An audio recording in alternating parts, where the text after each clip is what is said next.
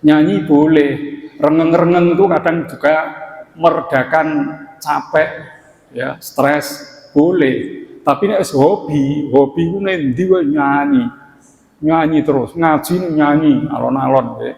Nah ngeten iki dikhawatirkan itu tergolong lahan. Lahan itu sesuatu yang melupakan kepada hal-hal yang lebih utama, ya. Asik nyanyi akhirnya lali kewajibane, lan niku lahan nek ngoten nggih mematikan hati. Ya, bisa mematikan hati.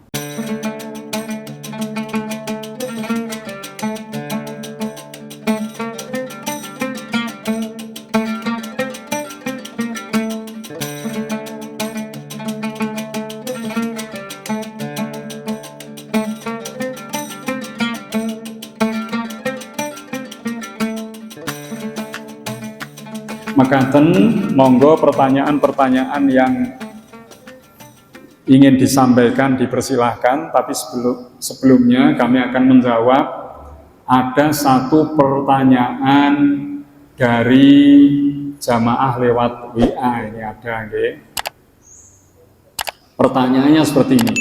Assalamualaikum warahmatullahi wabarakatuh. Waalaikumsalam warahmatullahi wabarakatuh. Pak Ustadz, kula jamaah Astasinta mau tanya, apakah benar doa orang tua itu lebih mujarab, lebih terkabul kalau sudah meninggal dunia daripada doa orang tua yang masih hidup? Ini pertanyaannya ya. Jadi doa orang tua yang masih hidup dengan yang meninggal, apakah lebih makbul kalau sudah meninggal? Ini pertanyaannya dari jamaah Astasinta, tapi minta dijawab untuk pagi ini. Yang pertama, apakah orang yang telah meninggal dunia itu masih bisa berdoa? Ini perlu dijelaskan dulu ya. Orang yang telah mati, apakah masih mampu berdoa? Ternyata dalam banyak keterangan, orang yang telah wafat itu masih bisa berdoa.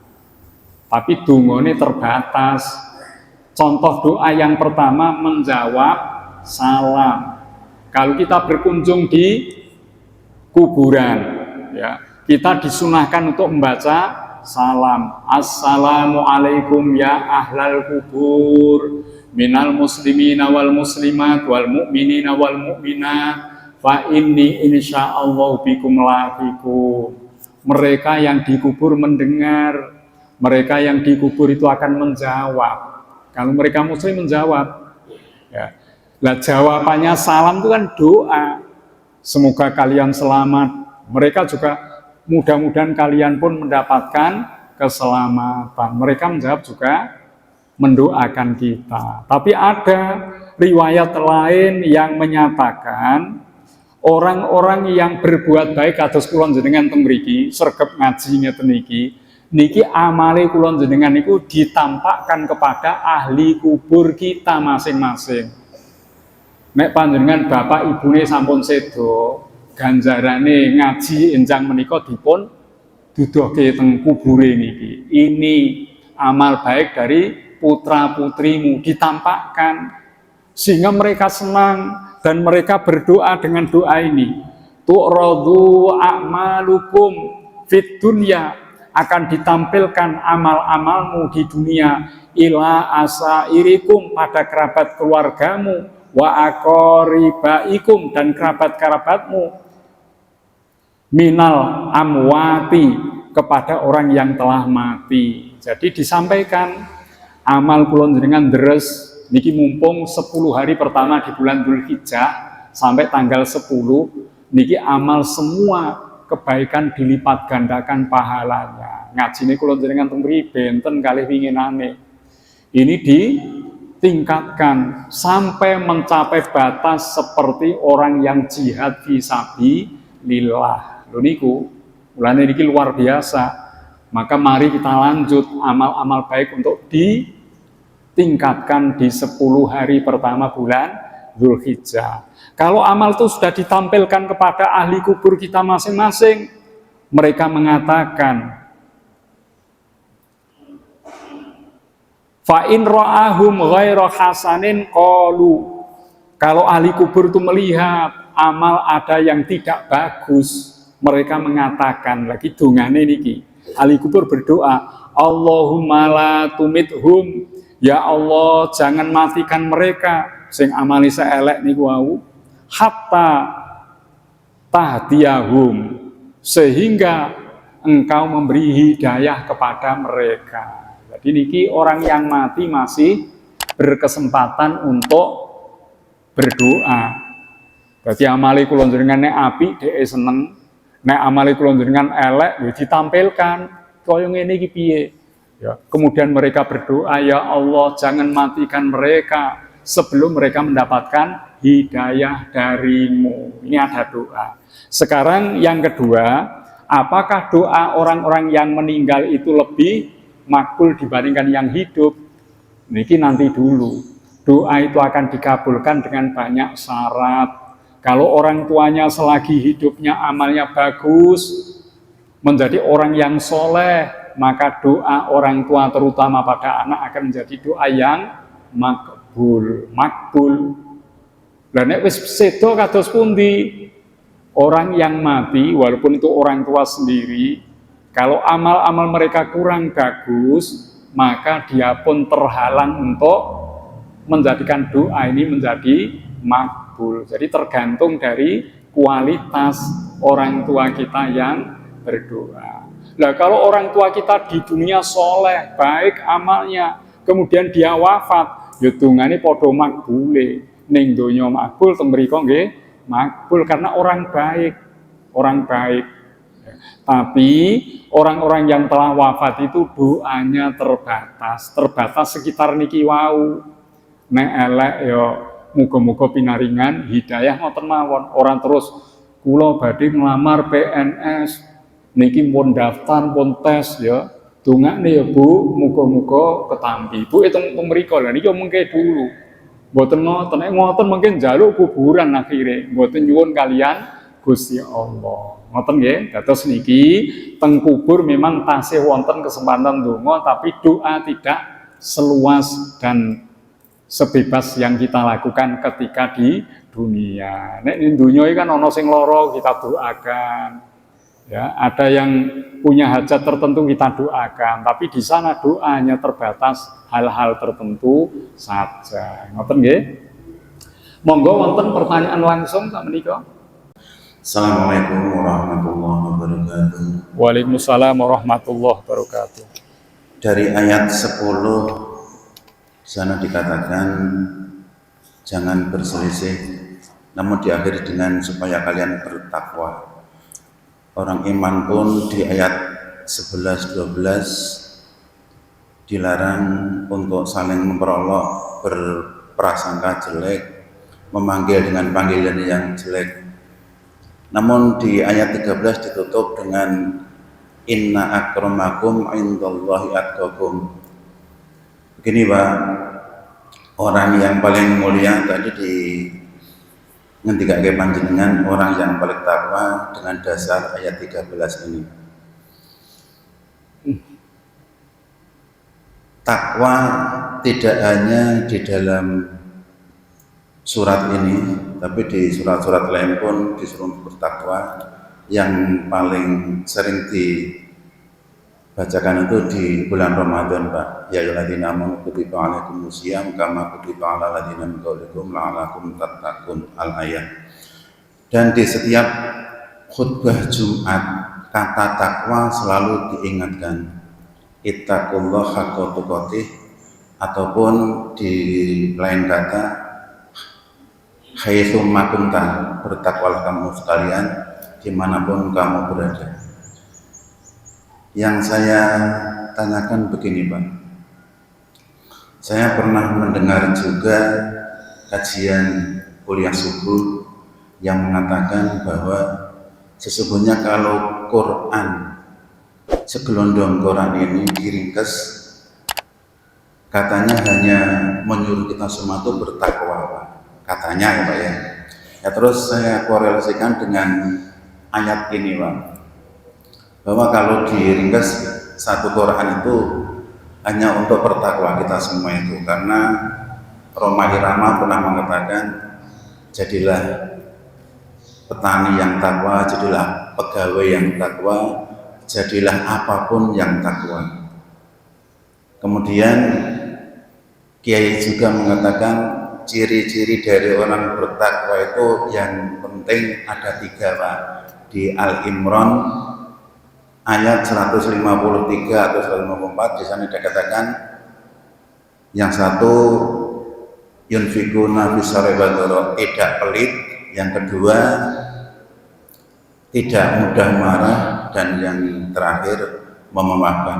Apakah benar, Pak, itu kata dari Pak Kiai yang saya dengar di bulan subuh dikorelasikan dengan ayat ini, bahwa Al-Quran segelondong itu kalau diringkas hanya untuk bertakwa itu, Pak. Sekian, Assalamualaikum warahmatullahi wabarakatuh. Waalaikumsalam warahmatullahi wabarakatuh.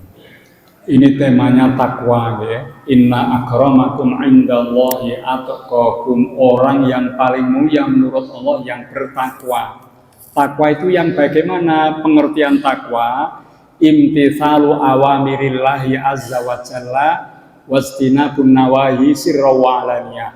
Melakukan perintah Allah azza wa jalla, menjauhi larangan-larangannya, ya, baik dalam kesepian sendiri maupun banyak orang. Memang intinya takwa itu melakukan perintah, menjauhi larangan. Nah, Al-Qur'an niki menawi dipun ringkes nggih wonten ayat perintah dan ada ayat larangan, larangan berzina, larangan minuman keras, larangan membunuh, ada perintah sholat, perintah zakat, perintah puasa. Nah, memang intinya niku, tapi mboten saged Al-Qur'an niki diringkas seperti itu. Dalam pengertian bisa, tapi dalam suatu amalan mboten saged.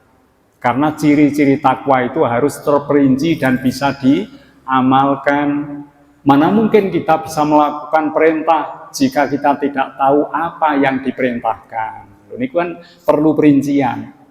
Mana mungkin kita bisa menjauhi larangan kalau kita tidak tahu apa saja yang dilarang Allah dalam Al-Quran. Mula menawi diringkes dalam pengertian bisa, tapi Al-Quran ini tidak bisa diringkas dengan ungkapan seperti itu. Ya, kalau hanya pengertian boleh, melakukan perintah menjauhi larangan itu intinya takwa, dan kita bisa melakukan itu, ya, kalau ingin meringkas Al-Quran semua 30 juz ini. Jadi bagaimanapun detailnya perintah-perintah Allah perlu kita kenal, detailnya larangan-larangan Allah perlu kita kenal supaya kita bisa melakukan yang diperintah, menjauhi yang dilarang. Jadi ceramah itu ya benar, intinya memang seperti itu, tapi inti itu kan tidak akan bisa diamalkan kecuali dengan penjelasan-penjelasan. Mulane Al-Quran ra iso diringkes.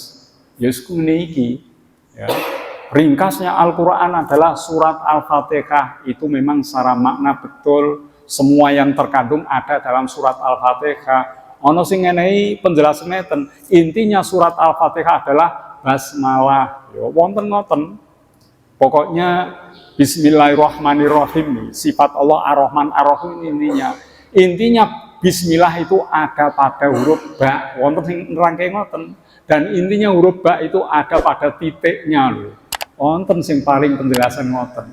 Jadi itu secara nopo definisi boleh seperti itu. Tapi bagaimanapun Al-Quran yang seperti ini tidak bisa diringkas hanya dengan melakukan sebagiannya saja. Jadi ini ciri takwa itu tidak hanya 3 disebut dalam surat Ali Imran, dalam surat Al-Baqarah pun banyak berderet-deret, ya.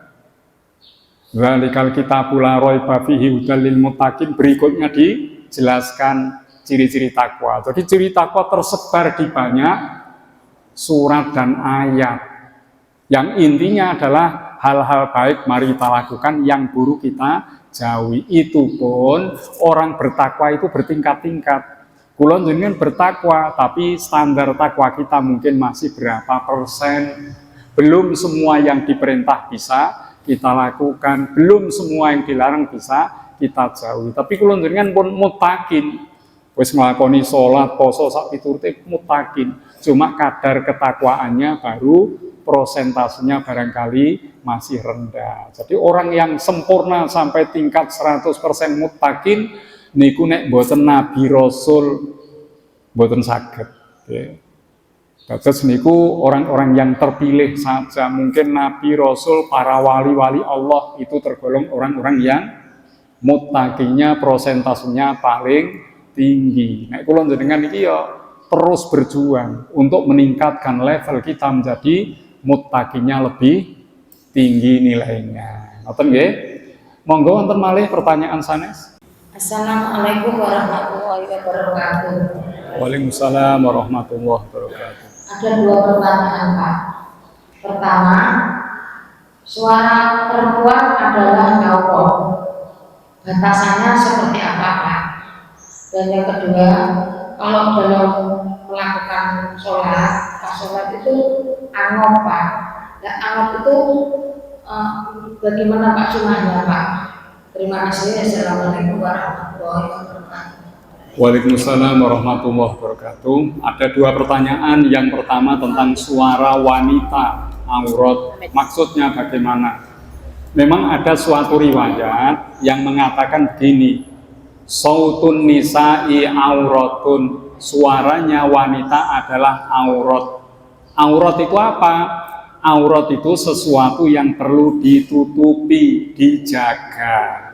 Mula kados kula jenengan punya aurat badan ini, kalau laki-laki baina surah wa rukbatain, antara pusar sampai 2 lutut, itu auratnya laki-laki. Nek perempuan auratnya jami badaniha, seluruh tubuh, ilal wajhi kecuali wajah, wal kafain dan napa niki kedua telapak tangan. Niku auratnya badan nggih. Dan niku dipun sebut sautun nisa'i auratun, suaranya perempuan aurat. Maksudnya bagaimana? Jangan sampai perempuan-perempuan, wanita-wanita ini bersuara yang dapat membangkitkan nafsu syahwatnya laki-laki. Niku jerit-jerite wong wedok niku beda karo wong lanang nggih. Nek ana wong wedok kok jerit niku wong lanang kadang rasane piye ngono, gemes piye ngono kuwi, angel diceritakne. Pancen ngono kuwi. Nah, mulane wong wedok ndak boleh seperti itu. Apa meneh ana lagu-lagu dangdut sing mendesah-desah niku, wong lanang rame niku. Arep digoleki ndi nggone, wis gemes ora karuan, bangkit nafsu syahwatnya. Ngeten iki mboten angsal. Jangan sampai wanita-wanita bersuara yang bisa napa niku mengganggu atau menggugah syahwatnya laki-laki. Jangan sampai seperti itu. Mulane lagu-lagu perempuan itu harus dijaga, jangan sampai sembarangan. Bisa jadi lagu-lagu dari para wanita ini menyebabkan laki-laki semangat untuk bermaksiat. Karena suara itu seperti itu. Maka hal ini harus dijaga. Tidak semua suara wanita itu dilarang. Nek kula jenengan misalnya transaksi jual beli laki-laki dengan perempuan ini harganya berapa sekian, penjelasan tentang itu kan bukan masalah nih. Dalam muamalah tidak ada larangan. Rasulullah istri-istrinya juga berkomunikasi dengan para sahabat walaupun di balik tirai, ya, tidak langsung berhadapan, tapi suara kan disampaikan, itu tidak ada larangan. Jadi aurat itu maksudnya janganlah para wanita bersuara yang menyebabkan laki-laki tergoda. Jadi orang tergoda ke pertama kali, tapi dulu suaranya ngono akhirnya wis lemes ya, tergoda. Semacam ini tidak dibolehkan. Ya. Iku guyune wong madon beda karo manang. Guyune wis ana kesan tersendiri. Kedepe wong wedok mawon men benten, kedep siji tok niku ya ngeten iki ya punya arti tersendiri. Dan niku nggih, dados niki monggo para wanita untuk bisa menjaga diri, intinya jangan sampai perilakunya, tutur katanya, ucapannya ini menggoda laki-laki ya. Juga mungkin gerakannya, gerakan bisa orang ngomong tapi gerakannya gemulai ini bisa menjadikan laki-laki bangkit nafsunya. Mulane nek ana wong wedok-wedok do senam niku jangan di tempat terbuka. Wong lanang seneng ndeloki, wakane sithik-sithik ndeloki terus ya. Gerakannya kok ngene, bojoku ora kaya ngono, akhire sing nonton kathah. Sing ditonton seneng, lha niki wis padha wae niki ya. Mulane ibu-ibu jenengan nek senam ampun teng panggenan-panggenan umum. Karena gerakan para wanita ini bisa menggoda laki-laki. Kadang-kadang senam niku ora sename sing dinikmati. Sing senam niku ngono disawang terus dipola ngeten iki repot nih. Ya, repot. Niku nggih nomor kalih nek kula panjenengan menguap angop. Bahasa Indonesianya apa Pak angop iki, Pak? Menguap nggih. Guna menguap. Air menguap itu ya. Angop menguap ya. Ini sesuatu yang nggak bisa kita cegah. Kaya wahing bareng dicegah kan wangel. Ya, itu suatu yang memang alami terjadi karena kondisi psikologis kita, fisik kita. Tapi satu hal, Rasulullah selama hidupnya tidak pernah menguap. Apa nih sholat tahu orang sholat mau tidak menguap. Itu Rasul ya punya ciri khas. Ya. Bagaimana kalau sedang sholat kita menguap? Adabnya bagaimana? Sebaiknya menguap pun tidak dihalangi, cuma anjurannya untuk ditutup dengan punggung tangan kita yang sebelah kiri. Ditutup. Ampun sing kanan nggo salaman masalah iki. Nek dicekel ngene, uape iki macem-macem ya ono pete ono macem-macem ning kene kan repot ini. Itu yang sebelah kiri ngeten. Wahing juga sama. Kula njenengan salat kok rasane gatel kudu gebres wahing ya, ditutuplah dengan seperti ini. Ya. Wahing ya, itu adabnya. Apakah ini membatalkan sholat karena ada gerakan? Tidak membatalkan, karena itu ada hajat, ada kebutuhan untuk itu. Okay. Soalnya nek ora ditutupi, ono laler, ono tawon, ya, dengan wangop itu iso mlebu loh Pak. Okay. Nek panjenengan angop, menguap dan udara yang keluar itu adalah udara yang kotor, itu nyamuk itu akan masuk. Saged panjenengan cobi. Tapi hati-hati nek mlebu tenan ya. Niku akeh nyamuk jenengan ngeten, ngetokne hawa. Niku nyamuk langsung masuk niku. Karena udara kotor yang keluar ini disukai oleh nyamuk itu. Nah, maka tadi ditutup supaya tidak ada serangga masuk ya. Nek tawon mlebu ngentup sisane njero kan payah niku adab nggih. Sampun cekap menika sampun jam 8 wonten malih napa boten? Assalamualaikum warahmatullahi wabarakatuh. Waalaikumsalam warahmatullahi wabarakatuh. Menyambung dari pertanyaan Bu Rohmi yang pertama bahwa suara wanita aurat, saya pernah mendengar sebuah keterangan bahwa bernyanyi ataupun berjoget itu bisa mematikan hati.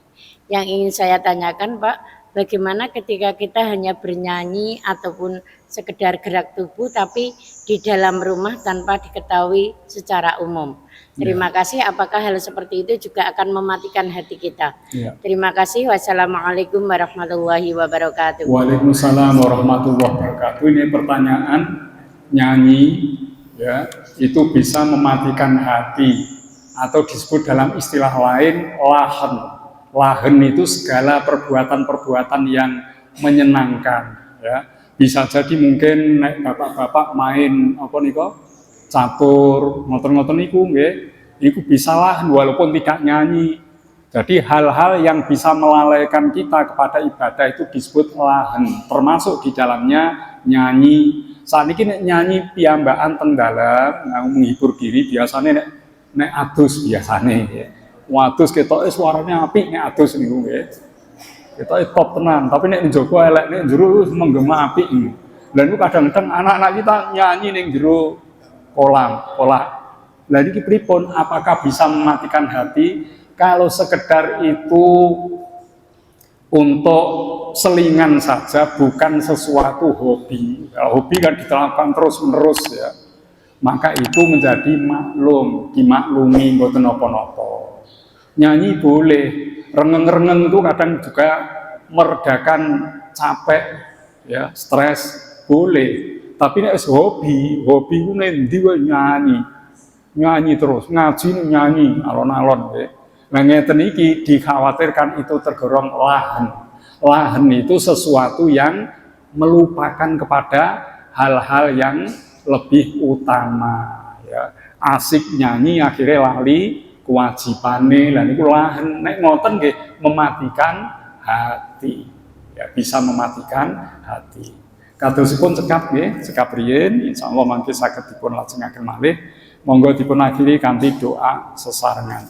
Bismillahirrahmanirrahim.